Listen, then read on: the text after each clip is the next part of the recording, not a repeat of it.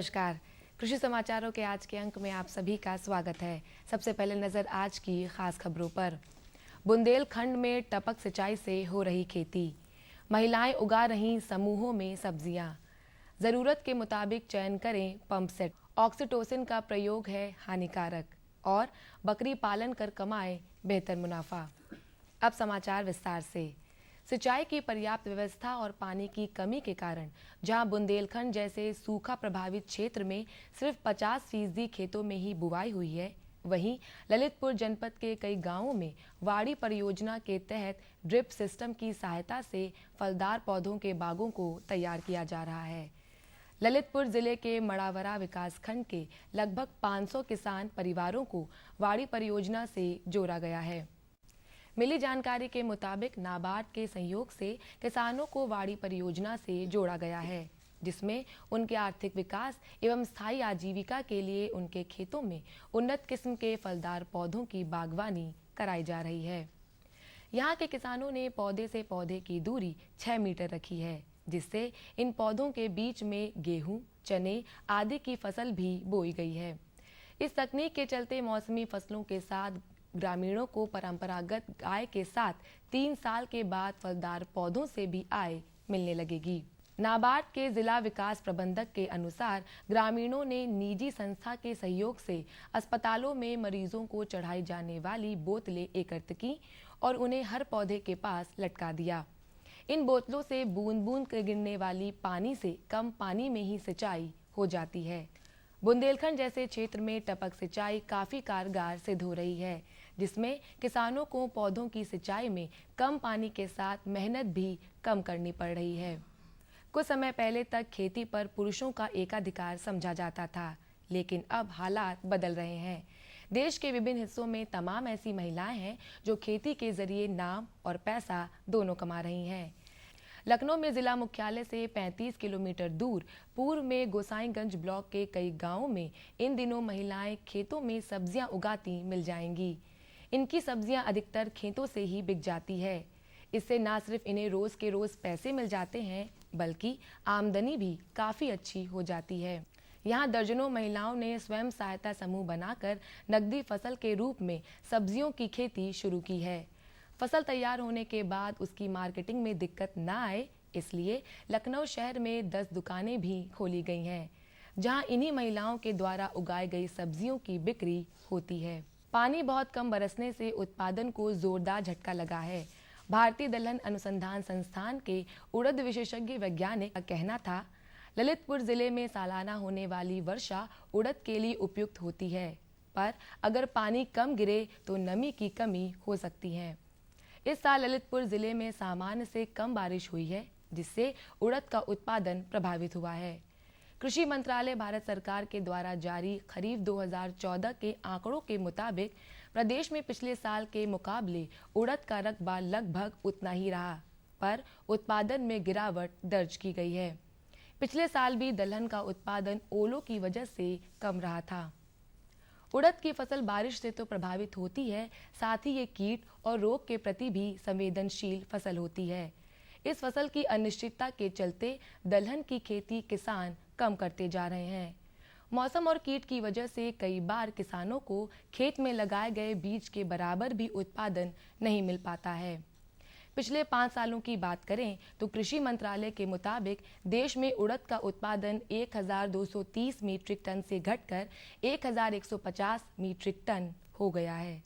ऊर्जा दक्षता ब्यूरो कृषि उपभोक्ताओं को सिंचाई के पंपों में ऊर्जा संरक्षण की सलाह दे रहा है। मसलन पुराने पंपों को बदलकर BEE स्टार लेबल वाले ऊर्जा दक्ष पंप लगाएं और 25% तक की ऊर्जा को बचाएं। पंप सेट के लिए अर्थिंग कनेक्शन की जांच करें। अधिक सिंचाई से फसल को नुकसान हो सकता है, इसलिए फसलों के लिए जरूरी मानकों के अनुसार ही सिंचाई करें। पानी के स्रोत के अनुसार पंप सेट का चुनाव करें। अनावश्यक बैंड और थ्रॉटल वॉल्व के इस्तेमाल से बचें। किसान भाई याद रखें, इंजन में डाला जाने वाला ईंधन किसी भी तरह की मिलावट से रहित हो। किसान भाई ध्यान रखें, पंपों को बार बार स्टार्ट या बंद ना करें, क्योंकि इससे प्राइम मूवर को नुकसान हो सकता है। सिंचाई और पंपों से संबंधित और जानकारी के लिए किसान भाई डायल कर सकते हैं विद्युत मंत्रालय भारत सरकार द्वारा संचालित BEE के इस फोन नंबर पर। फोन नंबर है 011-2617-9699। डेयरी मालिक और पशुपालक पशुओं को ऑक्सीटोसिन का इंजेक्शन लगाकर दूध निकालते हैं। इस इंजेक्शन का लगातार प्रयोग पशु को गंभीर स्वास्थ्य समस्याएं दे सकता है। पशु बांझ तक हो सकते हैं। ऑक्सीटोसिन की फुटकर बिक्री गैरकानूनी होने के बावजूद ग्रामीण दवाखानों पर ये धड़ल्ले से बिक रहा है। खाद्य सुरक्षा एवं औषधि प्रशासन के ड्रग कंट्रोलर डॉक्टर मल्होत्रा ने ऑक्सीटोसिन की फुटकर बिक्री को अवैध बताया। उन्होंने कहा, ऑक्सीटोसिन को सिर्फ लाइसेंस प्राप्त कंपनियां ही बना सकती हैं, मगर कई इलाकों में इसे चोरी छिपे बनाया और बेचा जा रहा है। इसका इस्तेमाल बहुत से किसान और पशुपालक अवैध रूप से करते हैं। बकरी पालन प्रायः सभी जलवायु में कम लागत, साधारण आवास, सामान्य रख रखाव तथा पालन पोषण के साथ संभव है। इसके उत्पाद की बिक्री हेतु बाजार सभी जगह उपलब्ध है। इन्हीं कारणों से पशुधन में बकरी का एक विशेष स्थान है। राष्ट्रपिता महात्मा गांधी बकरी को गरीब की गाय कहा करते थे। आज के परिवेश में भी यह कथन महत्वपूर्ण है। आज बकरी पालन स्वरोजगार का एक प्रबल साधन बन रहा है। दुनिया भर में बकरियों की कुल 102 प्रजातियां उपलब्ध हैं, जिनमें से 20 भारतवर्ष में है। अपने देश में पाए जाने वाली विभिन्न नस्लें मुख्य रूप से मांस उत्पादन के लिए उपयुक्त हैं। और आज की कृषि सलाह। किसान भाइयों, पशुओं का ठंड से बचाव करें। पशुओं पर झूल डालने के बाद पशुओं को आग से दूर रखें। वयस्क और बच्चों को पेट के कीड़ों की दवा पिलाएं। खुरपका, मुंह पका रोग का टीका लगवाएं। सूकर में स्वाइन फीवर का टीका अवश्य लगाएं और बरसीम की कटाई करें। किसान भाइयों, कृषि समाचारों के बाद आइए जानकारी लेते हैं प्रदेश की प्रमुख मंडियों के औसत मंडी भावों की।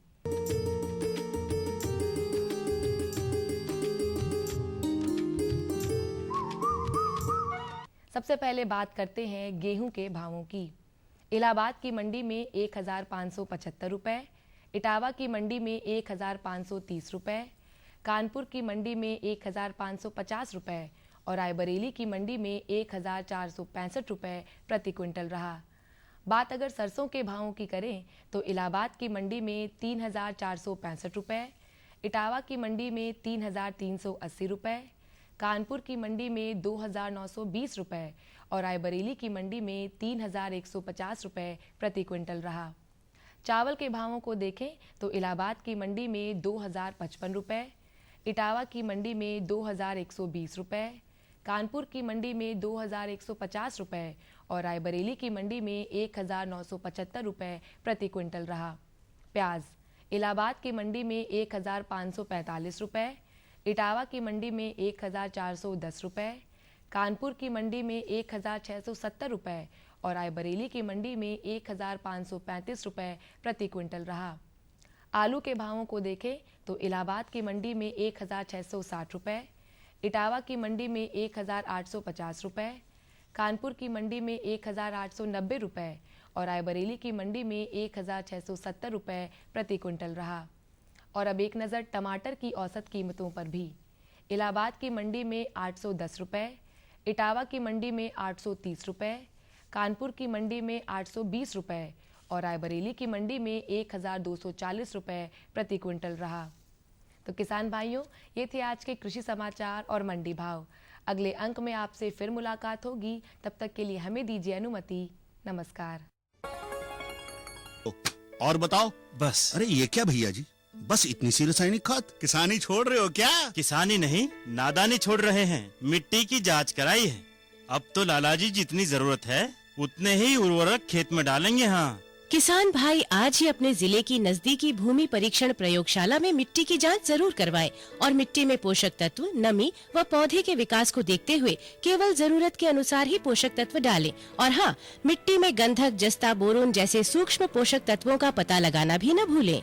उर्वरक और जैविक खाद के सही उपयोग से भूमि का उपजाऊपन बनाए रखें, उत्पादकता बढ़ाएं, खर्चा घटाएं और बहुमूल्य विदेशी मुद्रा बचाने में भी सहयोग दें। और हाँ, धीमी गति से नाइट्रोजन उपलब्ध कराने वाले उर्वरकों जैसे नीम लेपित यूरिया को प्राथमिकता दें और यूरिया का पत्तों पर छिड़काव करें। अरे वाह, तू तो सचमुच समझदार हो गया रे। अधिक जानकारी के लिए संपर्क करें जिला कृषि अधिकारी या किसान कॉल सेंटर।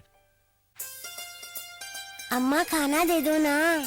सबर कर गोलू, अभी दाल नहीं गली है। तू फिक्र ना कर गोलू की अम्मा, अब की बार अपनी दाल खूब गलेगी। क्या मतलब जी? अब की बार NFSM के तहत दाल की पैदावार को बढ़ाने के तरीकों को दिखाने के लिए देश में 1000 क्षेत्र चुने गए हैं, जिसमें हमारा इलाका भी आ गया है। पर इससे हमें क्या फायदा? हमें 5 एकड़ खेती के लिए खाद और कीटनाशक के अलावा बढ़िया बीजों की एक मिनी किट भी मिलेगी। इतनी दाल का करेंगे क्या जी? अरे भगवान, सरकार ने दलहन का समर्थन मूल्य भी खूब बढ़ा दिया है और इनकी खरीद का भी पूरा इंतजाम कर लिया है। इससे आमदनी बढ़ेगी और फिर हमारा गोलू अच्छे स्कूल में जाकर के कृषि वैज्ञानिक बनेगा। हाँ शामू भैया, सरकार कह रही है पूर्वी भारत में भी दूसरी हरित क्रांति आएगी। अरे ये तो पंजाब और हरियाणा में हुआ था, यहाँ तो अनाज की पैदावार अब भी कम है। सरकार की बातों में कुछ तो दम होगा, आखिर यहाँ बारिश 3 गुना होती है। चलो वैज्ञानिक का नंबर मिलाते हैं। अरे वाह, आ गए। नमस्ते सरपंच जी। हाँ भाई, उपजाऊ जमीन की कीमत को पहचानो। जरूरत है सिर्फ सही किस्म और तकनीक अपनाने की।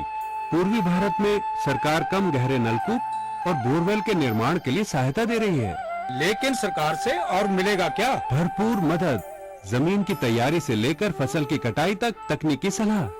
1000 हेक्टेयर के सैकड़ों क्षेत्रों में चावल और गेहूं के खास प्रदर्शन भी चल रहे हैं। अरे वाह, फिर तो हमारे खेत भी लहला उठेंगे। क्या ये सपना सच होगा? हाँ जरूर, पूर्वी भारत अब हरित क्रांति का अग्रदूत होगा। आओ हम सब मिलकर कदम बढ़ाएं।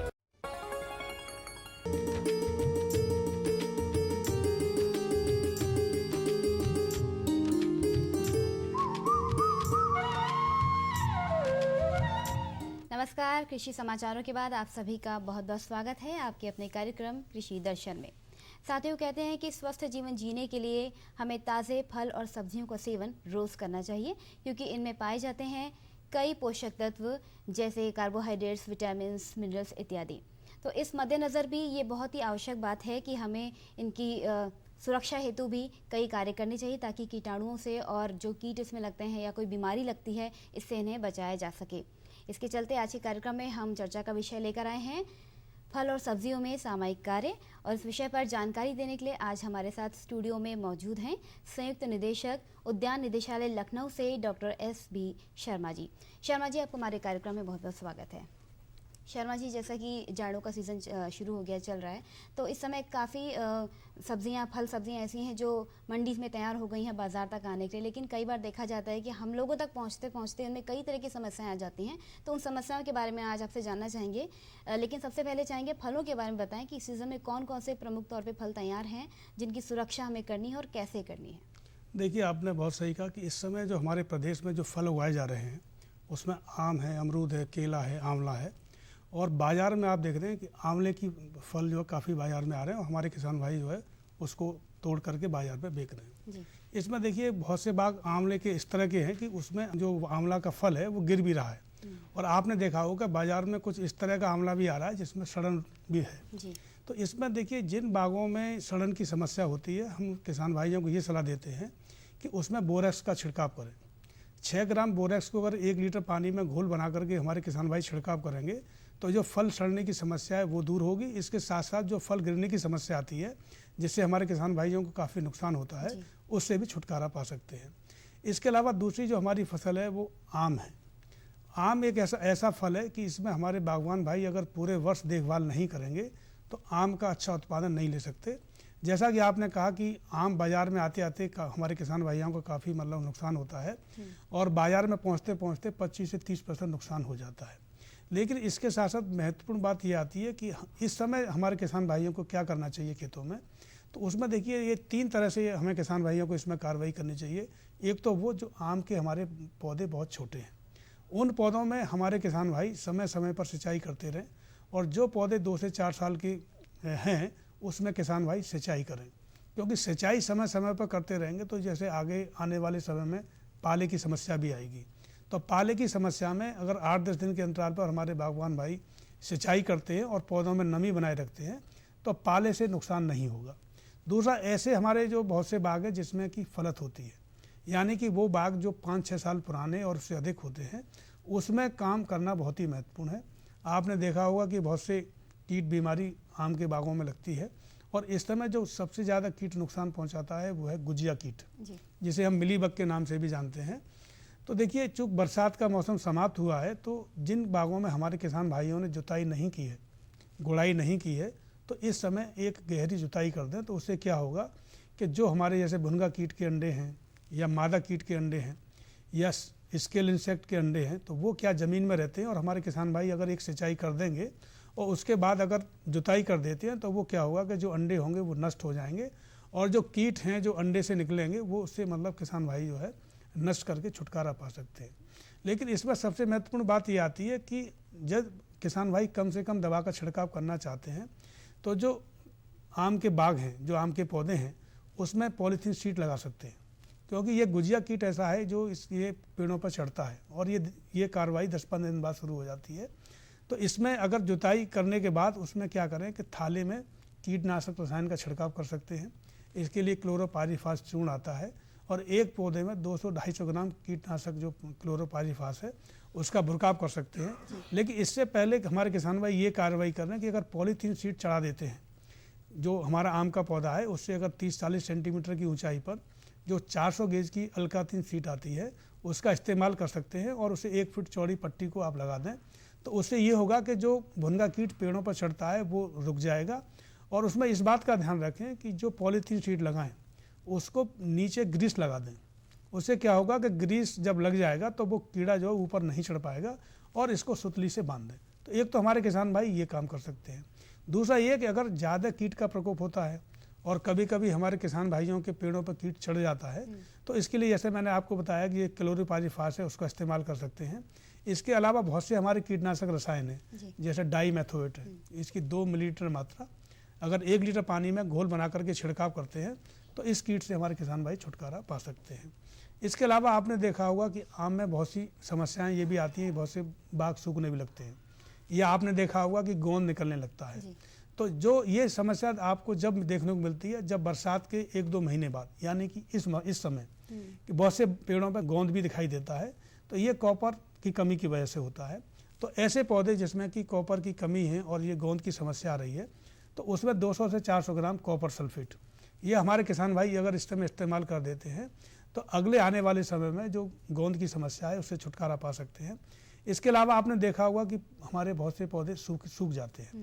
तो ये आप जब देखें तो या तो ये टेंट कैटरपिलर जिसे जाला बनाने वाला कीट बोलते हैं उसकी वजह से ऐसा होता है। दूसरा आपने ये देखा होगा कि जो ज़मीन में पानी का जल स्तर जहाँ नीचा हो जाता है, आम के पौधे हमारे किसान भाइयों के सूखने लगते हैं। लेकिन जैसे जाला कीट से अगर नुकसान हो रहा है या ऊपर से पौधा आपका सूख रहा है, तो हम अपने किसान भाइयों को ये सलाह देते हैं कि वो जो है जहाँ से पौधा सूख रहा है उससे 1 फीट नीचे से काट दें, और काटने के बाद कॉपर ऑक्सीक्लोराइड का घोल बना करके छिड़काव कर दें। तो उससे हमारे किसान भाइयों को ये फ़ायदा होगा कि जो पौधा हमारा सूख रहा है और पुराना पौधा है उससे हमारे किसान भाई उसको बचाव कर सकते हैं। सर, देखा गया कि रसायनों के प्रयोग तो हो जाते हैं, लेकिन जब आम आदमी तक ये फल पहुंचते हैं तो वो लोग उनको नहीं पता होता कि इसमें कौन से कीटनाशक का प्रयोग किया गया। कई बार कई तरह की समस्याएं हो जाती हैं खाने के बाद, तो इनका जो प्रयोग किया जाता है उसमें कोई सावधानी बरती जाती है, और उसके बाद क्या करना चाहिए ताकि इसका जो असर है वो कम हो जाए? देखिए, जैसे मैंने बताया कि हमको वो कीटनाशक रसायन छिड़काव करना चाहिए जो जिसका कि असर 10 से 15 दिन तक हो। अक्सर क्या होता है कि हमारे किसान भाई जो है वो अंधाधुंध कीटनाशक रसायनों का छिड़काव करते हैं, तो एक तो उससे ये होता है उसकी लागत अधिक हो जाती है, हमारे किसान भाइयों को उसका फ़ायदा नहीं मिल पाता। ये 2-3 वजह से फल ख़राब होने की संभावना रहती है। जैसा कि आपने देखा होगा कि बहुत से किसान भाई जो आम के फल को पकाते हैं तो कार्बाइड से पकाते हैं, जबकि आपने देखा होगा कि कार्बाइड को आज से 40-50 साल पहले भारत सरकार ने बैन लगा रखा है। तो अब उसकी जगह पर हमने किसान भाइयों को ये सुझाव दिया है कि ईथरल का प्रयोग करें, क्योंकि ईथरल का प्रयोग करेंगे तो ये चूँकि ये स्वास्थ्य के लिए हानिकारक नहीं है, और भारत सरकार और प्रदेश सरकार द्वारा इसमें समय समय पर मतलब जो है वो जानकारी दी जाती है कि हम ऐसे कीटनाशक रसायन का छिड़काव करें जो स्वास्थ्य के लिए हानिकारक ना हो, चाहे वो आम या कोई फल हो हमारा या कोई सब्जी हो। क्योंकि ये फल और सब्जियां की ऐसी चीज़ है कि इसमें अगर हम कोई कीटनाशक रसायन का छिड़काव करते हैं तो उसको 15 दिन के बाद ही हमको तोड़ना चाहिए, या हमको ये करना चाहिए कि जो कैसा कीटनाशक रसायन का छिड़काव कर रहे हैं और जिसका असर 10-15 दिन तक रहेगा, तो पहले हम उस फल की तुड़ाई कर लें। जैसे सब्जियों में आपने देखा होगा जो हमारी फल वाली सब्जियां हैं, जैसे बैंगन है, टमाटर है, भिंडी है, ये इस तरह की सब्जियां हैं कि जिसमें अगर हम जो पहले तुड़ाई करें तब उसके बाद कीटनाशक रसायन का छिड़काव करें, तो जो कीटनाशक रसायन जिसका कि पूरे शरीर में फैल जाता है उसको हम लोग मना करते हैं। तो उसके लिए बहुत से कीटनाशक रसायन है, जैसे मेलाथियान है, डाइमेथोएट है, ये ऐसे कीटनाशक रसायन है कि जिनका असर ज़्यादा दिन नहीं रहता है। और हम अपने किसान भाइयों को सलाह देते हैं कि पहले फल की तुड़ाई कर लें और उसके बाद ही कीटनाशक रसायन का छिड़काव करें, और छिड़काव करने के 10-12 दिन बाद ही फल की तुड़ाई करें, तो जो स्वास्थ्य के लिए हानिकारक जो प्रभाव पड़ता है वो काफ़ी कम होगा। अमरूद में भी अक्सर देखा जाता है कि बाहर से बहुत अच्छे लगते हैं, लेकिन अंदर से तोड़ने पर पता चलता है, काटने पर, कि उसमें कई बार कीड़े पड़ जाते हैं। इसके लक्षण क्या है? देखिए, अमरूद में जो फल में कीड़े लगते हैं ये समस्या बरसात में अधिक आती है, और हम अपने किसान भाइयों को सलाह यही देते हैं कि बरसात की फसल को कम लें, क्योंकि बरसात की फसल को कम लेंगे तो जाड़े की फसल इस समय जो अमरूद आ रहा है, इसमें आपने देखा होगा इसकी क्वालिटी जो बरसात के फल से काफ़ी अच्छी होती है और इसमें विटामिन सी की मात्रा भी काफ़ी अधिक पाई जाती है। लेकिन जहाँ व्यवसायिक स्तर पर हमारे किसान भाई बागवानी करना चाहते हैं तो बरसात की फसल भी लेना चाहिए। तो जैसा कि आपने बताया कि जो अंदर कीड़े निकलते हैं वो फल मक्खी हम किसे कहते हैं, तो फल मक्खी के लिए ये कि हम किसान भाई ये देखें जब बरसात में फसल ले रहे हैं इसमें ऐसा कीटनाशक रसायन है जैसे मेलाथियान है उसका छिड़काव कर सकते हैं, या कोई जैविक कीटनाशक रसायन है उसका छिड़काव कर सकते हैं, तो उससे ये फल मक्खी का छुटकारा पा सकते हैं। अब जानना चाहेंगे कि इस समय जो सीजनल सब्जियां आ रही हैं उनमें सामयिक कार्य क्या क्या हो रहे हैं? आपने बहुत सही कहा कि इस समय हमारे किसान भाई जो जाड़े की फसलें हैं, पालक है, जो हमारी लता वाली सब्जियां भी कुछ हैं, इसके अलावा पत्तियों वाली सब्जियों में धनिया, मेथी आता है, जैसे गोभी है, बंद गोभी है, आपका ये शिमला मिर्च है, टमाटर है, ये बहुत सी फसलें हैं, मटर है, ये किसान भाई कर रहे हैं। और अगर किसान भाइयों ने अगर इन फसलों को नहीं लगाया है तो अब भी लगाने का समय है। लेकिन इसमें देखा होगा आपने कि हम एक तो पौध तैयार करते हैं और दूसरा हम बीज से बोते हैं। जैसे आपको मैंने बताया कि जो हमारी पत्तियों वाली सब्जियां हैं इनको हम बीज सीधे बोते हैं खेत में। इसके अलावा जैसे मैंने आपको बताया कि गोभी है, बंद गोभी है, शिमला मिर्च है, बैंगन है, टमाटर है, इनके हम पौध तैयार करते हैं। और आपने देखा होगा कि जो हमारे ये बीज हैं, जो संकर बीज हैं, काफ़ी महंगे होते हैं, उसमें एक एक बीज की कीमत होती है और जो बीज जो 40,000 से लेकर 1 लाख रुपए किलो तक के बीज बिकते हैं। तो इसमें सबसे महत्वपूर्ण बात यह है कि किसान भाई जब भी इस तरह के बीजों को बोएं तो पहले बीज को उपचारित कर लें और नर्सरी में पौध जब तैयार करें तो उसकी भी देखभाल करें। जब भी पौध के लिए बीज बोएं वो 5 से 7 सेंटीमीटर की दूरी पर, मतलब जो लाइन बना के बोएं, और बीज को 1-2 सेंटीमीटर दूरी पर बोएं और उसको या तो घास फूस से या पुआल से ढक दें। और जब बीज का अंकुरण हो जाए तब उसके बाद उसको हटा दें, उसको खुले उसमें रखें और उस पर जो पॉलीथीन शीट है उससे ढक दें। तो ये कार्रवाई हमारे किसान भाई करेंगे तो पौध जल्दी तैयार हो जाएगी और पौध जल्दी तैयार होने के बाद हमारे किसान भाई इसका लाभ ले सकते हैं। इतनी महत्वपूर्ण जानकारी हम सबको दी, इसके लिए आपका बहुत बहुत धन्यवाद।